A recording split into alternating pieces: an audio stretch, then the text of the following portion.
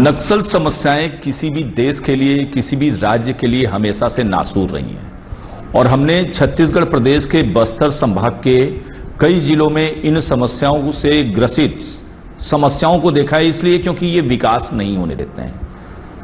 लगातार जो भी सरकारें आई हैं उन सरकारों ने खूब प्रयास किया है और संसाधनों को जिलों से जोड़ने का, गांवों को जिले से जोड़ने का जो है प्रयास किया है। मैं आपको बता दूं 25 मई का आज दिन है और बस्तर के लिए ये दिन कहें तो बहुत ही खराब दिन में से गिना जाता है, तो क्यों ये वही दिन है जब बस्तर टाइगर कहे जाने वाले महेंद्र कर्मा जी का निर्मम हत्या जो है नक्सलियों ने कर दिया था। काफी सारे कांग्रेसी नेताओं का भी जो है हत्या उसमें हो गया था।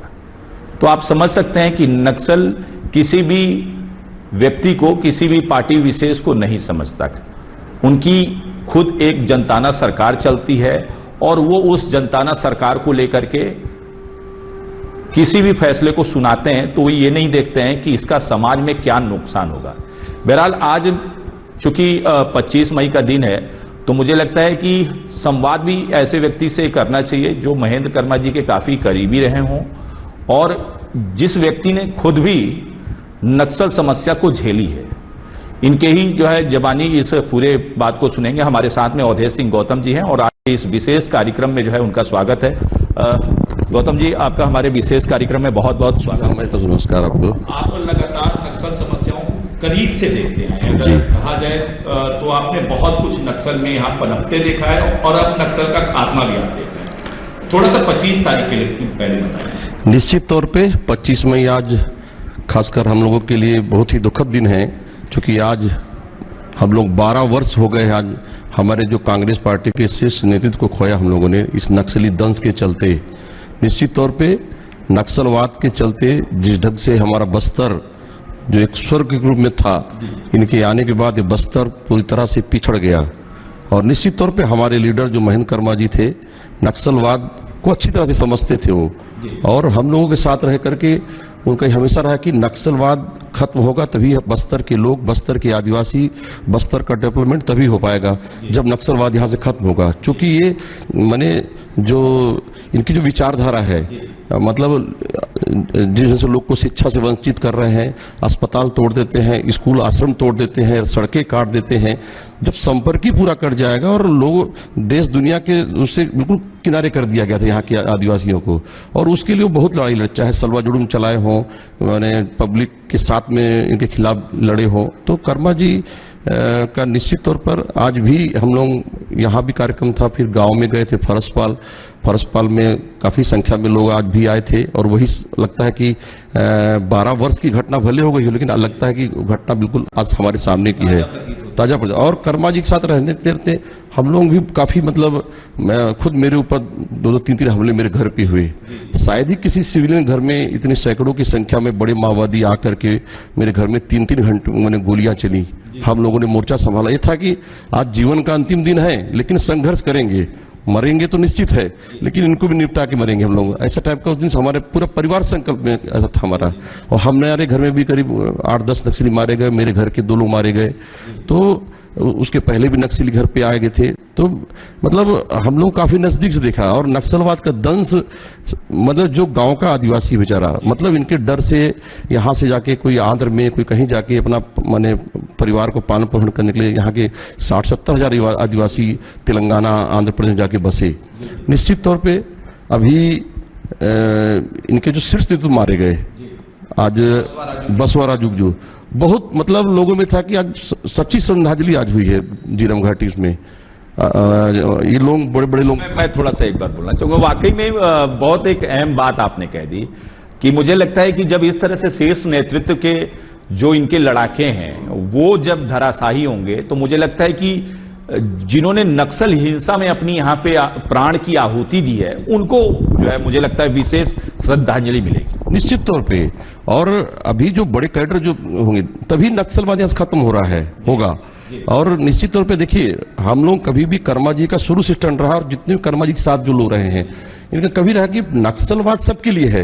हम जिंदा है तो राजनीति है, जब हमारा जीवन नहीं रहेगा तो हम कहे कि राजनीति कहे के लिए क्या करेंगे नक्सलवाद, क्या सब चीज है। तो हम लोगों ने कभी राजनीति नहीं की नक्सलवाद में। जो भी काम कर रहा है अच्छा काम हो रहा है। अब जो सरकार काम कर रही है, आज सरकार वर्तमान सरकार अच्छा काम कर रही है तो उसमें मिलेगा बिल्कुल अब मतलब उसमें कोई। आपने बस्तर में वो समय देखा है जब नक्सल चरम पे था। सोचें आपके घर पास में जिस तरह से सैकड़ों की संख्या में नक्सली आए और वाकई घर पे ही आए और चारों तरफ से घेर लिया, और उसमें अदम्य साहस का आपकी बच्ची ने भी जो है परिचय दिया हुआ था, मैं उनका भी अभी जिक्र करूंगा। सड़कें नहीं हुआ करती थी, पहुंच विहीन पूरा क्षेत्र हुआ करता था। मुझे लगता है कि सुकमा जिला से अगर हम जो है जो 70-80 किलोमीटर की दूरी या 60 किलोमीटर की दूरी जो भी आपके गृह निवास की पड़ती होगी, घंटों घंटों बीत जाते। अभी जो है लगातार जो सरकारें काम कर रही हैं, आपको क्या लग रहा है? निश्चित तौर पे मैं घटना का आपको याद दिलाऊंगा कि जगरगुंडा बहुत बड़ा चैलेंज, मतलब नक्सलियों की राजधानी जगरगुंडा है।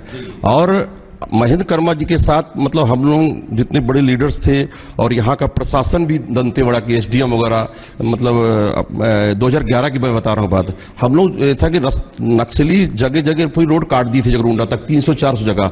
कर्मा जी बोले नहीं यार चलो अपन लोग यहाँ से पूरा जेसीबी वगैरह सब व्यवस्था करते हैं, प्रशासन साथ चलो घुसते हैं, ये रोड को भरवाते हैं, कम से कम जो आवागमन आज सालों से बंद है ये रास्ता चालू हो। और हम लोग प्रशासन के साथ गए और हम लोग घाट के जैसे उतरे होंगे, आधे उतर गए आधे ऊपर थे और गोलीबारी चालू हो गई थी। तो हम लोग जहां जैसे बैठ के अपना थे और फिर पुलिस की गोलीबारी चलती रही। फिर एडवांस फोर्स जब अरमपुर से सीआरपीएफ की पहुंची तब नक्सली पीछे हटे। तो वो मंजर याद आता है उस दिन का 2011 का। और अभी 2025 में तो छत्तीसगढ़ शासन के मंत्री भी जगरगुंडा गए थे। तो ये निश्चित तौर पे वो जो समय था बीच का, अभी 2-3 साल से काम जो चालू हुआ है। और सबसे बड़ी बात है कि पहले मतलब जो राज्य में सरकार थी तो हमारे एसपी वगैरह जो पुलिस अगर सीआरपीएफ से संपर्क करते थे तो दिल्ली हेडक्वार्टर बात करते थे। आज निश्चित तौर पे दोनों जगह सरकार नहीं, उसका सरकार होने का फायदा नक्सलवाद में तो मिल रहा है, क्योंकि अब वो बहाना नहीं बना पाते हैं सीआरपीएफ वाले भी कि हमको हेडक्वार्टर से पूछना पड़ेगा आज। और उसके बाद सबसे बड़ी बात है जो डीआरजी का गठन हुआ।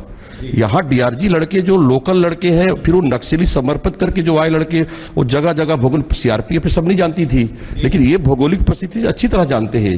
बसव राज्य का घटना हुआ है जहां पे इनकाउंटर मारे गए हैं, बहुत विषम परिस्थिति है। आप देखिए बिल्कुल नाले का ही रास्ता है, नाला होते हुए मैं कल पत्रकार को दे रहा था जो आईबीसी वाले जैसे जा रहे थे, और इतना बीहड़ इलाके में इनकाउंटर, रात में पानी गिरा, जवान पूरे बरसात भर भीगते रहे, फिर रात के 3 बजे रवाना होते हैं। तो मतलब ये बहुत बड़ा चैलेंज। और निश्चित तौर पे डीआरजी के जवान आने के बाद नक्सलवाद का मतलब ऐसा लग रहा है कि अब खात्मा होगा। आपको विश्वास है? नहीं, बिल्कुल। जो स्थिति अभी है, क्योंकि देखिए जनता जो साथ में है जो थी वो डर के कारण थी नक्सलियों के।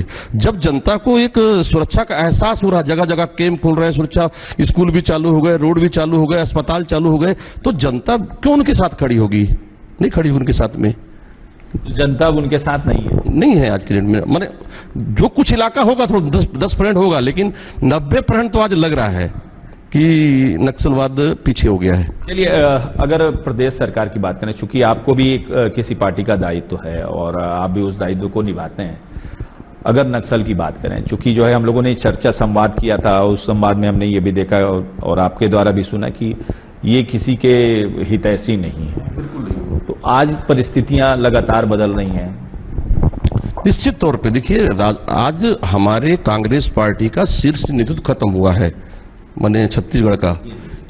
इसकी माने हम बिल्कुल माने किसी भी स्थिति में नक्सलवाद मतलब, क्योंकि अब तो कोई माने सोचना ही नहीं है, समूल नष्ट इनका होना चाहिए, खत्म होना चाहिए यहाँ से, और खत्म हो रहा है। अच्छा, आपको क्या लगता है कि एक जो केंद्रीय गृह मंत्री अमित शाह जी ने एक टारगेट दिया हुआ है 26 मार्च 2031 का, कि उस समय हम पूरे यानी मुक्त कर देंगे इस बस्तर को?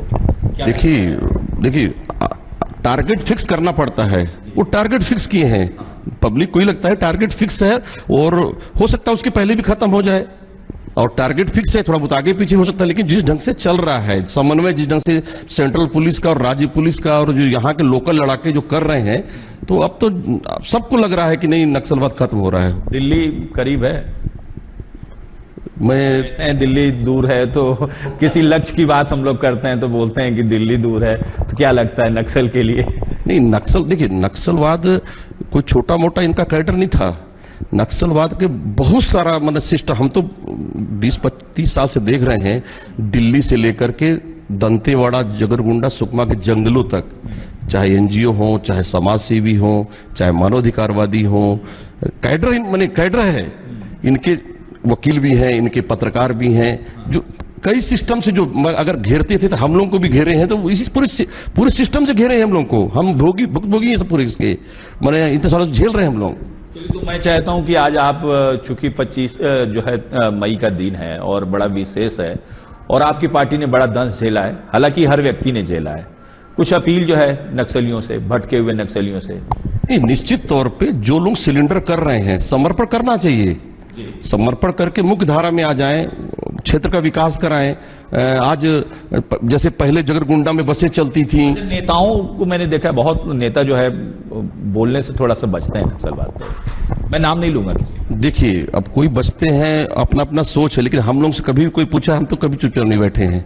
और जो सही है और जो सही कर रहा है, जो सही हो रहा है, तो सही को सही बोलना है। केवल नक्सलवाद मैटर पे तो पॉलिटिक्स नहीं होना चाहिए, नो पॉलिटिक्स। और देश के लिए है? देश के लिए देश सर्वश्रेष्ठ है, देश पहले है, बोल रहा पॉलिटिक्स नहीं होना चाहिए। देश है। नक्सलवाद के दंश में जो शहीद हो गए, खत्म कांग्रेस पार्टी वहां हुई ना, हमारे नेता खत्म हुए ना। तो हम जिंदा है तो पार्टी है, हम जिंदा है तो पार्टी है, हमारा सारा संसार की सारी सुख सुविधाएं हमारी हैं। समर्पण पे आप बोल रहे हैं? समर्पण पे बिल्कुल समर्पण करना चाहिए। नक्सलवाद जो भी अब खासकर छत्तीसगढ़ के जो हमारे लोकल ट्राइबल्स जो थे, जितने लगभग सरेंडर कर रहे हैं। बाहर के लोगों के दबाव में, डर में, जैसा भी है, लेकिन हमारे लोग सरेंडर कर रहे हैं।